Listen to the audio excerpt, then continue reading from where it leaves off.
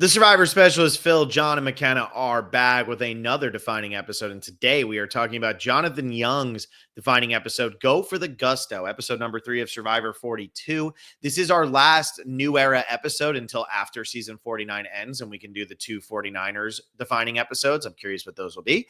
But this is our last one. We only have 2 left after this, and that's going to be Christian next week, and then Rick Devens will be closing it out. So thank you all so much for listening to this series. I'm really already starting to drag this Jonathan one out. That's how desperate we are. Like, I might talk about Patreon a lot. I might talk about a lot of other stuff. This episode is tough. We talked about this earlier when we did Joe's. Joe and Jonathan are the only 2 defining episodes we have where the person does not get a confessional in the episode, right? Mm-hmm. The reason why Jonathan doesn't get a confessional, one, it's because the whole thing's about Marianne and Omer at the beginning. But then Jonathan is the reason his tribe wins. And so we never get to hear from them again after they win. And he doesn't go on the journey. So it's understandable that he gets 0. But I said it last time when we talked about the defining episode for Angelina. This is one of the, if not the most impressive challenge performance in the history of the show. And what else we do? What are we going to do? His strategy, him yelling at Lindsay, him having the moment with Drea at Tribal Council, which is a weird look for everybody involved. Like, what are we going to do? Right? This has to be it. This has to be the answer. When it comes down to it, this is the reason Jonathan's on Survivor 50. It is. Other than the fact that he's also just like friends with Jeff, but it's this. Like, this is the reason why Jonathan was cast on Survivor 42. This is the reason why we see him again. This is why he's the only representation from Survivors 41 through 44. Mm-hmm.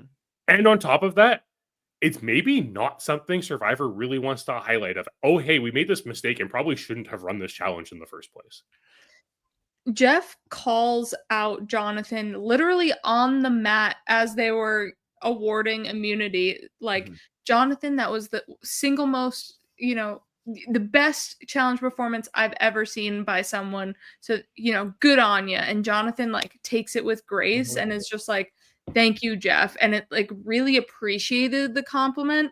Meanwhile, in my head, if I was Jonathan, I'd be like, everyone already knows that happened. Why are we recalling this? Like, we don't have to draw that much attention to it, Jeff. And he was just, he has that, Joe effect where it's just like, yes, honor, integrity, loyalty kind of like vibe about his like challenge performance. It's, what it is like Jonathan's performance would have been impressive no matter what. Right. But the fact that they had to call the challenge for everybody else and say, just get up here and we'll go retrieve and then we'll do the next portion. That's what really sets this over the top. And so because Jonathan was able to do that, it's crazy. It also signals though, and I'm sure Jonathan wasn't too upset. He's on a tribe with Omer and Marianne who are definitely close. It also signals to them when Jeff says this, like, you better not get rid of Jonathan. Like, you guys would be fools to do that if you want to get through. And that's why I actually think Jonathan, he has so much longevity on this season. I mean, it's crazy to me. I've watched this episode exactly 1 time, right? That's it. Yeah. 1 time.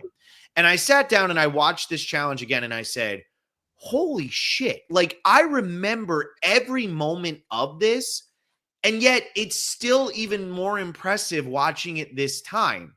And as a community, because I think what we want the show to be, Cerie's 3-2-1 vote, which we covered. We talk about that as like the end all be all, right? Them getting Eric to give up the immunity necklace, Parvati's double idol play, like these types of moments when Todd convinces James not to play an idol and he goes home with 2.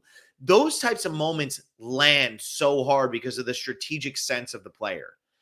Sometimes you just got to sit back and praise what somebody is able to do physically too. I mean, Cerie says you can't always beat them with these, but you can beat them with this. Sometimes it is the opposite way too. And we don't praise that enough, I think, in the Survivor community. Like, I talk about all the time, like, I love Terry Dietz. I think Terry Dietz's Survivor game in Panama is so much fun to watch. And I think what is so amazing about Panama is you get Terry Dietz up against Cerie, maybe the greatest physical player of all time, against maybe the greatest strategic player of all time, and they both lose. I think that is what is so amazing about that storyline. But it's almost like, well, when you rank the Survivor top 100, how many people are actually putting Terry Dietz? Not many. He plays one time, he doesn't win, doesn't get to the end. He's all challenges. And then when he plays the second time, we really don't get to see him play. The thing is, though, why do we downplay the physical? When you're this much better, Jonathan Young could have ran that for all three tribes. He could have ran it for all three tribes, and nobody else could have done any part of that, like in the water. It wouldn't have mattered. Jonathan had to be the steady quarterback for the little kids playing football. He also not only held the ladder, I feel like people remember him holding the ladder, but he was also doing so many laps in this ocean to bring people to the next stages. He was pulling them along, swimming them along to the buoy ring. He dove down, then brought them all the way to the ladder. He held the ladder up, like him, and then a sprinkling of Lindsay because she did a bunch of like the ladder stuff and things like that. Which She he was holding. Yeah, no, but she like couldn't do I both. said a sprinkling, like she did the other stuff that he wasn't doing because he can't hold the ladder and climb up it. But he hit all of the sandbags too. Yes. That's also what's insane is not only did he carry his tribe, then he hit all of the sandbags. And Jeff almost needed to say, "Go get them all, Jonathan." Yeah, well, and that's the thing is he also lands all the sandbags before they call the challenge for anyone else. Well, they should let him win before they had to let him win. They had to let it finish before everybody was about to drown. It was like, Jonathan, you better do this quick. Otherwise, we're going to have a lot fewer people. I mean, but look, if you're doing something physical, we've seen some cool challenges, carry this, lift this. We saw Colby snap the bar over his neck in Australian Outback, right? Like that moment's iconic. But like you're going up against the ocean. It was Jonathan versus the ocean, and Jonathan won. Everybody else lost. Like if this was an actual shipwreck, Jonathan is on the island alone. Okay, everybody else is dead unless he's going back and picking them up out of the water. LaGrossa 42. Maybe exactly in a much darker way, but yeah, I mean, I don't know. Like I understand some of the frustration people have with Jonathan coming back playing this season, right? 31 confessionals on his season. When you start to break that down with what did everybody else on his season have? Well, if you look at this cast, I'm going to go from where people started beating him. High gets 8th place, 35. Drea, 7th place, 34. Omer, 41. Lindsay, 45. Romeo, 33. Mike, 57. Marianne, 48. So he beats everybody from Tori on, but he's only got 31 confessionals, right? So I understand maybe the frustration of what different can Jonathan bring. But I truly do believe, because I've been saying the whole time, I think David's a better version of Jonathan, but I think I understand the casting choice more after rewatching this, because if you're going to say we need the best strategic player on this season because it's season 50, and maybe they look at that as D, and maybe that's why they bring D back, or maybe they look at that as Sari, and that's why they bring Sari back, new era, old school, whatever. But you say we need the best of this. If you're going for the best physical, there's no question. No. There is zero question about who that is. And I think it's the people who have these physical prowesses pose either as obstacles or as allies for the strategic people, because we have to see people constantly maneuver around those who win individual immunity or talk about, all right, we are getting close to the merge. Can we afford losing the next 2 tribal councils? So these physical players play into other people's strategic chops and how they maneuver the game as well. And I am one who has always advocated and loved the challenge portion of Survivor. So I do think having Jonathan on this season, plus Joe, plus Ozzy, Colby, like all of these big, beefy challenge players is really going to put people's strategic chops to the test as well. Yeah, and we have to look at Jonathan. Like, he's no slouch when it comes to everything else. Like, yes, he has, like, the yelling at Lindsay and stuff, but he also makes it super deep into the game. Like, he makes it. He comes to 4th place. He loses in fire making, right? And that's it's not like he was being dragged to the end. Mhm. And he does have this power. It's not highlighted in it. A lot of it comes down to, we can look in hindsight now, rewatching this episode of 42. Man, the new era sucks when it's only an hour long.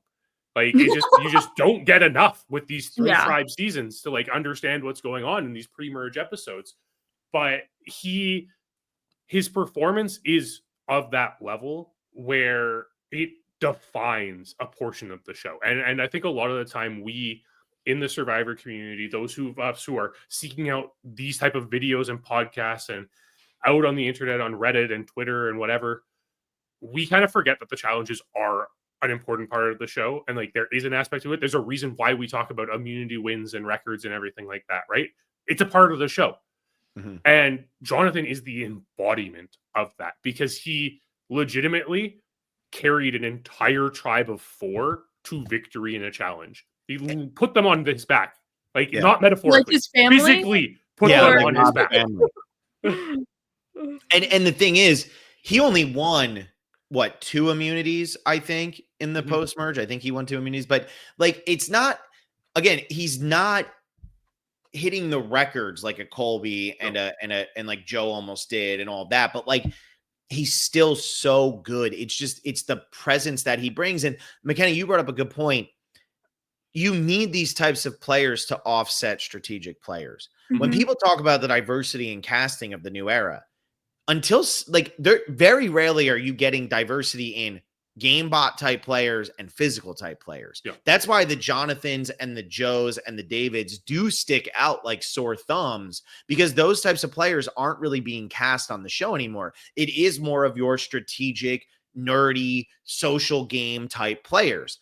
And Mhm. you do need that mix. Are Amanda, Todd, and Courtney as good as they are if they don't have James? I don't think so. Like they need James so that James can play off of them so that these little people can run around saying, oh, wow, we have the big, strong guy who's protecting us and we can hide behind him and we can align with him and then we can blindside him. If they don't have James, they go home super early on that season every time. And so you do need this balance. And, to go to the James point, I think James is probably a top 5 character in the history of the show. Some people might disagree with that, but I think James is all time for what he did in China and what he did in Micronesia and even what he does in Heroes Villains. In Micronesia, he wins fan favorite. He gets 18 confessionals in 12 episodes, right? 18 confessionals. He has 4 episodes of those 12 where he gets 2 or more confessionals. The other 8, he's getting 1 or 0. He never gets more than 4 in an episode, and those 4 come in the episode where he gets medevac because he's talking about his finger twice.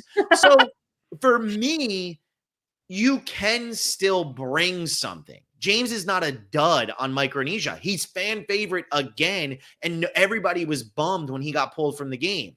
You can still bring something even if you're getting fewer confessionals and you're not necessarily the biting guy like Devins is, or you're not going to give those electric confessionals like Emily.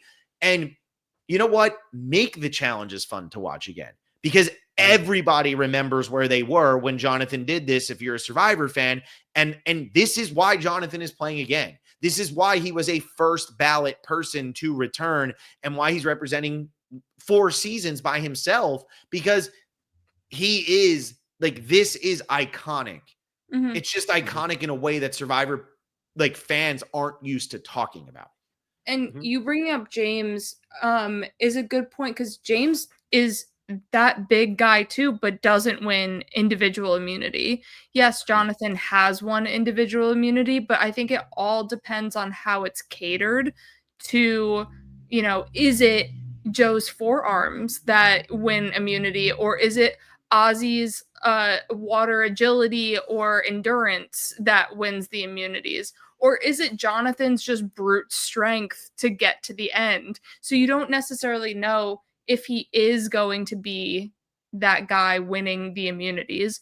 Plus, I've made this point about Joe Anglim. Everybody always wants him out as soon as possible. But if he's on your side, that's keeping immunities away from people who aren't your allies. So if Jonathan is one of your allies, keep him around. He's going to be winning immunities, and maybe you could say, vote with me this way. And when you look at the tribe divisions, the way that this broke out, assuming that these are accurate, Jonathan's not with Ozzy or Joe. And I think he'd get along with both of those guys, right? Mhm. Especially Joe. Maybe not Ozzy because of like, maybe real life beliefs and stuff like Yeah. that. Or I don't know. But like I Yeah. don't actually know. But Joe and him, I think, would get along very well. I also Totally. think that there's a really good chance though that Jonathan's getting along with D and Tiffany and Coach. Honestly, like Coach is a big personality, but like I think they get Oh, along. I Coach think and Mike Jonathan, I can see it yeah, 100%. Mike White wants to keep Jonathan around, of course, because that protects Mike White. That prevents Mike White from having to go to tribal council. Camilla should be thinking the same thing. So to me, Jonathan's not on the best starting tribe he could have been on. I think it would have been better if he was in the Joe spot and now he's playing with Ozzy. But Mhm. I do think he got a pretty good shake because why would you want to vote him out? Also, Jonathan is going to make it so you go to as few tribal councils as you possibly can. And then once the merge hits, he's not great at individual immunity challenges. So there's no guarantee he'll win those because those are pretty random. And if he does win them, like you said, McKenna, he's aligned with you. But are you really worried about Jonathan being a threat to win the game of Survivor? And he might even win you a reward here and there. Yeah, exactly. And they don't have much for food, I think, No. unless we voted to give it to them. But Exactly. Look, Look, I think one of the yeah. I think one of the interesting things when it comes to Jonathan is, especially when it comes to new era players, is he's not as in the community as all these other new era players are. But he sure spends a lot of time with Boston Rob. Because he lives in the same area as Boston Rob. He's by the panhandle in Alabama where he lives. He's by the panhandle of Florida. So he's in that same area. And I think Boston Rob lives up by the panhandle. And yeah, I think that's a great point. Like he's talking to Boston Rob. Boston Rob will be able to give him pointers. Boston Rob might even be able to get him in touch with Colby or something before the season begins. Also, like that type of personality with Jonathan where it's like, I don't need to go to the events all the time. He doesn't go to Ron Clark. Atlanta's not that far from where he is. He doesn't go to that event every year. He doesn't need to bounce around. That might actually help him because look, you look for every commonality you can on Survivor. Just because you've met somebody doesn't mean you like somebody. Yep. And that actually could be to his benefit that he's not caught up in maybe some of the gossip and nonsense that goes on with some of these new era seasons. Yep. Yeah. Look at that, 17 and a half minutes, and we were like cooking. If I talked slower, we would have hit 20. Yeah, maybe.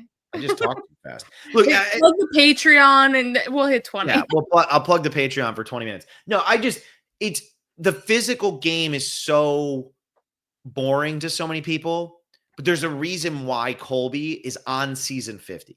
Yeah. Mhm. There's a reason. There's a reason why Ozzy is on I season was just 50. gonna say Ozzy is. There's a reason why Stephanie LaGrossa is on season 50. She might not have actually been that good at challenges, but she was fit. Division I lacrosse player coming off of that and coming right out and playing Survivor. Like back in the early seasons, a lot of Survivor fans were tuning in because they enjoyed watching the physical portion of the game. Yep. That started to change once it became more of a strategic game. But for the most part, people were watching for physical things. They wanted to see the challenges. They enjoyed watching the 5 immunity wins by players, right?